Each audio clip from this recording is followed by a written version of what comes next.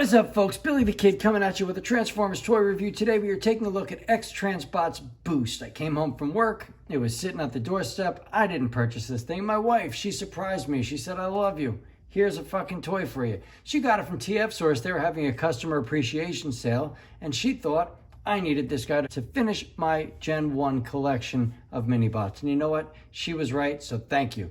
Thank you to my wife. Thank you for TF Source for appreciating your fans. So this is Boost. He turns into a Trans Am in vehicle mode. He looks good. Rolls well. Looks the part. I mean, it's pretty nice. A few concerns I have are the reds don't match up in a few spots. I'm not sure why they didn't just give it a paint, all over of the same color and make it uniform. That's on them. That's not on me. There's also, I guess, the release agent or something has left these like streaks across the whole figure. I tried to wipe it down. I'm not sure if there's anything I can do about that. These, if I can get it, the headlights flip up. So that's a cool little feature. A little detail they didn't have to do. I mean, it's a small figure. I mean, who really cares? Does it matter to you if those headlights flip up or not? Odds are you're going to display them in bot mode on your display. Anyway, I originally was upset because I felt that the inside was hollow, but then I learned that these are for accessory storage. So it fills out nicely, and they did a good job. I'll give them some credit for that. You can throw those in there, and it fills everything out. As for accessories, he comes with this magnetic grappler, which is something he used briefly in one episode to pull Bumblebee out of a ditch. He comes with his blaster, which is done nicely, and he comes with an alternate face. So if you want him to be in the toy mode with that blank face, you will need a different backing of the head for that, and that is what this piece is. Speaking of the face, it's hidden very well in here. They didn't have to do that. God knows Takara didn't do it with Masterpiece Hot Rod. So kudos to X-Transbots for just trying to cover up the face. He also comes with this tech spec card. So I'll pull that in there. You can pause it if you'd like. I'm going to transform this guy into robot mode, and we'll talk about that and my final thoughts on the figure. Okay, and here we have Boost, or Windcharger, in his robot mode, and I mean, the face sculpt is nice. It looks good. The transformation, don't even ask me how the fuck I did these feet. It was very difficult, just because how bad the tolerances are. The arms as well, when you do the forearms, that was definitely not a fun experience.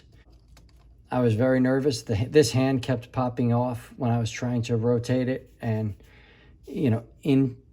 it was difficult. It was not fun. Pieces don't want to line up properly, like they don't tab together. So it definitely feels like an older figure, and it is. It doesn't feel as refined as some of their newer pieces. I have nothing against X-Transbots. I think they're a fantastic company, and they definitely do some great work. This figure looks the part, but things like that, I don't find that to be acceptable. I'm spending money on something that should stay together. I mean, I picked these up and shook it around, and the back heels came undone.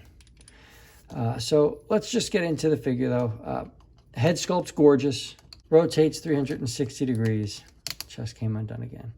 Looks up this far. Looks down this far. Shoulders are on a ball joint, so you have a full 360 degrees. They come up this far. Bicep swivel.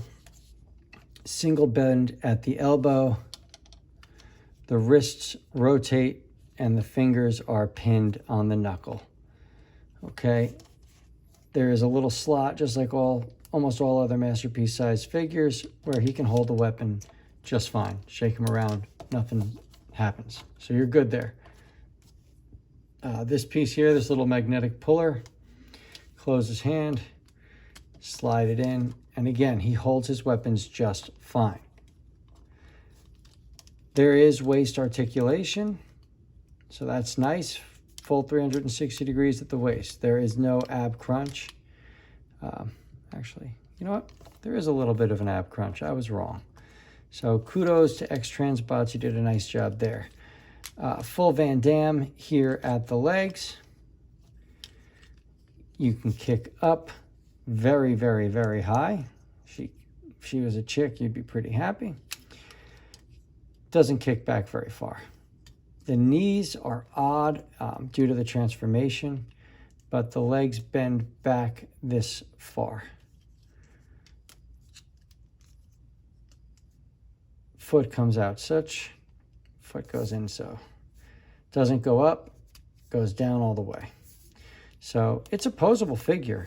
I mean, it's a really good figure, really good figure. The only issues are those really, really loose hips. I might be able to fix that with a screwdriver. This is my first impressions taking this guy out of the box. He looks like he comes off the screen. I mean, I think he's a nicely sculpted figure, nicely designed figure. Tiny bit of refining would have made this guy a standout figure. For a quick comparison, here he is with MP45 Bumblebee. And I think they scale up pretty well. All in all, it's a good figure. It's a good figure. It'll do fine as your Windcharger on your masterpiece shelf. I don't see that anybody is going to say, you know what, I had fun with that transformation. Let me put him back into car mode. He's going to stay in bot mode on the shelf. You're going to pose him a few times. You might take some pictures, and you're going to call it a day. I got mine from TF Source. Check them out in the link below. As always, please check out my sponsors, Big Tin Robot Toys and Collectibles and East Coast Toys. Their links are provided below as well. To my Patreons, thank you so much for your support and belief in the channel. This is Billy the Kid, signing off.